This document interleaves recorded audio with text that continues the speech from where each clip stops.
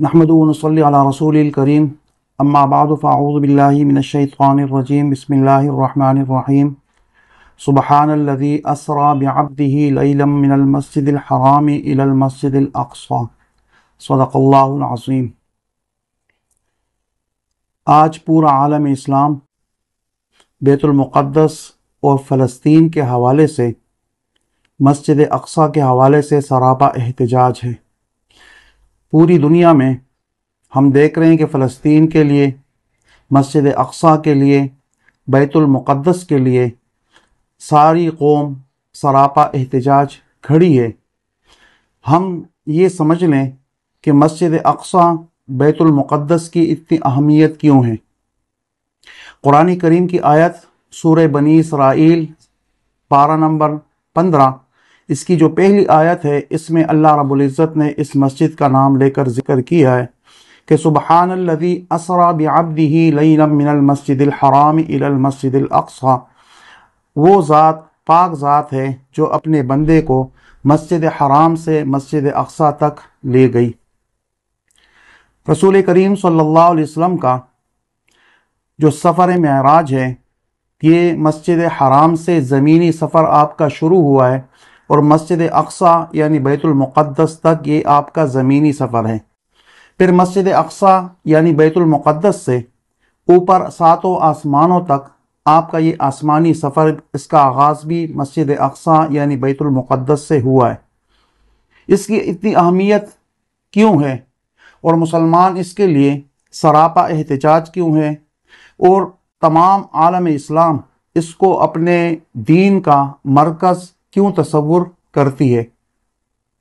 مسجد اقصی یہ مسجد نبوی اور مسجد الحرام یعنی مکہ المکرمہ اور مدینہ منورہ کے بعد، یعنی مسجد حرام خانہ کعبہ کے بعد اور مسجد نبوی یعنی مسجد نبوی کے بعد جو مدینہ منورہ میں واقع ہے، اس کے بعد دنیا میں جو سب سے اہم ترین مقدس مسجد ہے وہ مسجد اقصی ہے۔ یہ مسجد اقصی فلسطین کے شہر یروشلم میں واقع ہے، اور مسلمانوں کا یہ قبلہ اول بھی اس کو کہا جاتا ہے۔ رسول کریم صلی اللہ علیہ وسلم نے جب مکہ المکرمہ سے مدینہ منورہ کی طرف ہجرت کی تو 16 یا 17 ماہ تک آپ صلی اللہ علیہ وسلم مسجد اقصی کی طرف نماز قبلہ سمجھ کر پڑھتے رہے۔ اسی طرح صحابہ کرام رضوان اللہ تعالی علیہم اجمعین بھی آپ کی اقتداء میں مسجد اقصی کی طرف نماز پڑھتے رہے۔ یہ 16 یا 17 ماہ یہ مسلمانوں کا قبلہ اول رہا۔ جب تحویل قبلہ کا حکم آیا اور اللہ رب العزت نے فرمایا کہ آپ کا دل چاہ رہا تھا اور آپ کی نظریں اٹھ رہی تھی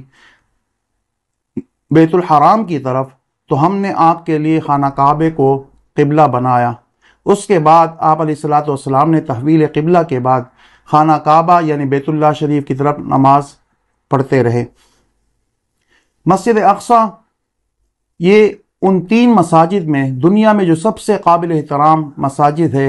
مسجد حرام، مسجد نبوی اور مسجد اقصی، یہ تیسرے نمبر پر سب سے مقدس اور احترام والی مسجد کہلاتی ہے۔ آپ علیہ الصلوۃ والسلام کے ارشاد کے مطابق کہ کسی بھی مسجد کی طرف سفر کرنا باعث برکت نہیں ہے، لیکن 3 مساجد ایسی ہیں کہ اس کی طرف انسان سفر کی نیت، برکت کی نیت سے اور اس کی زیارت کی نیت سے سفر کر سکتا ہے۔ تو اس میں جہاں مسجد حرام ہے، مسجد نبوی ہے، تو تیسرے نمبر پر یہ مسجد اقصی ہے۔ اس وجہ سے مسلمانوں کے دل میں اس مسجد اقصی کی اہمیت وہ بہت زیادہ ہے، اور اپنی جان سے زیادہ عزیز اس کو سمجھتے ہیں، کیونکہ قبلہ اول یہ مسلمانوں کا رہا ہے۔ باقی تینوں مذاہب کے لوگ،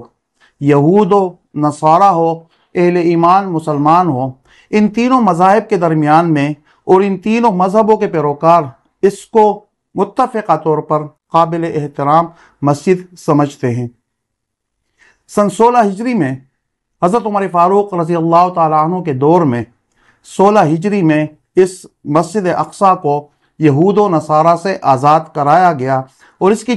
چابیاں باقاعدہ طور پر مذاکرات کے ذریعے سے حضرت عمر فاروق رضی اللہ تعالی عنہ کے سپرد کی گئی، جس کے بعد یہ مسجد اقصیٰ یعنی بیت المقدس یہ مسلمانوں کا مسجد رہی، اور مسلمانوں کی اس میں مسلمان اس کے اندر نماز وہ ادا کرتے رہے۔ تو مسجد اقصیٰ یہ تیسرے نمبر پر سب سے بڑی محترم مسجد ہے، قبلہ اول بھی اس کو کہا جاتا ہے، اور اس سرزمین کو یعنی فلسطین کی سرزمین کو، چونکہ یہاں پر کثرت کے ساتھ انبیاء اکرام علیہ الصلوۃ مبعوث ہوئے ہیں، اور کثرت کے ساتھ یعنی 70,000 کے قریب انبیاء اکرام علیہ الصلوۃ کے قبور مبارک اس میں موجود ہیں۔ اس وجہ سے فلسطین کی سرزمین کو سرزمین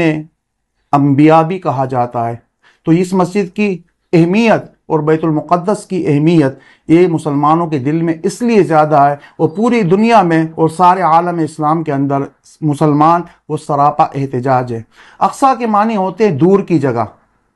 تو مسجد اقصیٰ کے معنی ہوتے ہیں وہ مسجد جو دور واقع ہو، چونکہ یہ مسجد حرام سے یعنی مکہ المکرمہ سے اس کا فاصلہ بہت زیادہ ہے، اس وجہ سے اس کو دور کی مسجد کہا گیا، مسجد اقصیٰ اس کو کہا جاتا ہے۔ آپ علیہ السلام کی معراج کو جو واقعہ ہے، جسے میں نے عرض کیا کہ چونکہ زمینی سفر کا آغاز مسجد حرام سے مسجد اقصیٰ تک ہوا تھا، یعنی مکہ المکرمہ سے یہ فلسطین تک بیت المقدس تک آپ کا یہ سفر رہا، چونکہ یہ فاصلہ یہ زمینی سفر بہت طویل ترین سفر تھا، اس لیے معراج کے طور پر اور آپ کے معجزے کے طور پر اللہ رب العزت نے اس کا ذکر کیا ہے کہ اللہ تعالیٰ کی ذات وہ پاک ذات ہے جو اپنے بندے کو یعنی حضور علیہ السلام کو مسجد حرام سے مسجد اقصیٰ رات کے کچھ حصے میں لے کر گئی۔ تو اس لیے مسجد اقصیٰ یعنی